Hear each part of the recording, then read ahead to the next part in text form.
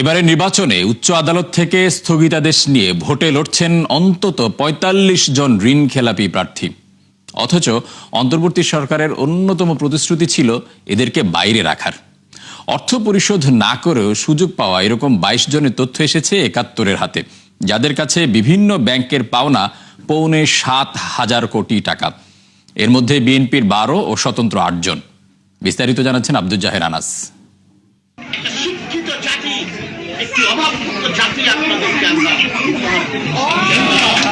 এলাকার বহুমুখী উন্নয়ন, জনগণের সেবা আর চাকরি কর্মসংস্থানের প্রতিশ্রুতি দিয়ে ভোটের মাঠে চষে বেড়াচ্ছেন খুলনা ৩ আসনের প্রার্থী আরিফুর রহমান মিঠু।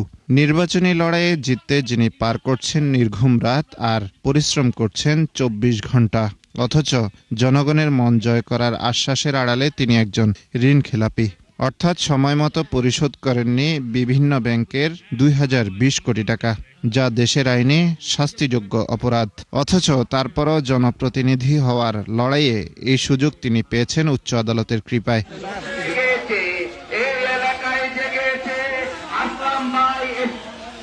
একই অবস্থা চট্টগ্রাম ৪ আসনের বিএনপির প্রার্থী আসলাম চৌধুরীরও। ব্যাংক থেকে জনগণের আমানতের ১৬৯০ কোটি টাকা ঋণ নিয়ে তিনিও পরিশোধ করেননি সময়মতো। তথ্য অনুযায়ী এবারের নির্বাচনের লড়াইয়ে উচ্চ আদালত থেকে স্থগিতাদেশ নেন ৪৫ জন ঋণ খেলাপি। এর মধ্যে ২২ জনের তথ্য এসেছে একাত্তরের হাতে, যাদের কাছ থেকে ব্যাংকগুলোর পাওনা ৬,৭৬৪ কোটি টাকা। আরও ভয়ঙ্কর তথ্য হলো মাত্র ৫ জন প্রার্থীর কাছে সেই ঋণের ৫,৯৯৭ কোটি টাকা আটকে আছে। আদালতের দেয়া স্থগিতাদেশ তাদেরকে ভোটের মাঠে সুযোগ করে দিলেও জনগণকে দেয়া প্রতিশ্রুতি কতটা নৈতিক ভিত্তির উপর দাঁড়িয়ে দিচ্ছেন সেই প্রশ্ন বিশেষজ্ঞদের। আমরা সুপারিশ করেছিলাম সুস্পষ্টভাবে ৬ মাস আগে ঋণ খেলাপিরা তাদের ঋণ পরিশোধ করতে হবে, এবং একই সাথে যারা অভ্যাসগত ঋণ খেলাপি তারা কোনোভাবে যেন নির্বাচনে অংশ নিতে না পারে। কিন্তু আমাদের নির্বাচন কমিশন আমাদের এই সুপারিশের প্রতি ভ্রুক্ষেপ করে নেই। কী কারণে আমরা তা আমাদের কাছে বোধগম্য নয়।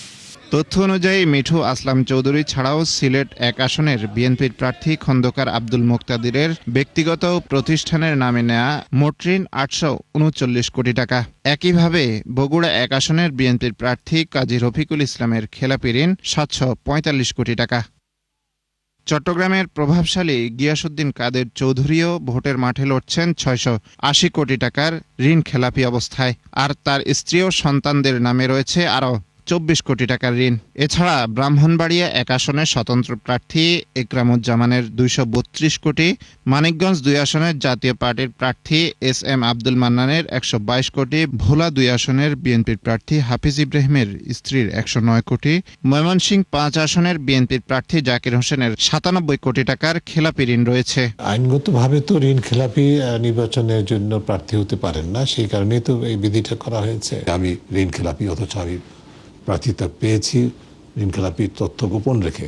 আমি যেরকম অপরাধী, নির্বাচন কমিশন আমার তুলনায় কম অপরাধী নয় বলে আমি মনে করি। তারা ঋণ খেলাপি এবং বিশেষত দ্বৈত নাগরিকত্বের ক্ষেত্রে এবং অনেক ক্ষেত্রে তথ্য গোপনের ক্ষেত্রে যে নমনীয়তা প্রদর্শন করেছে তা সম্পূর্ণরূপে অগ্রহণযোগ্য এবং সুষ্ঠু নিরপেক্ষ নির্বাচনের যে আকাঙ্ক্ষার পরিপন্থী।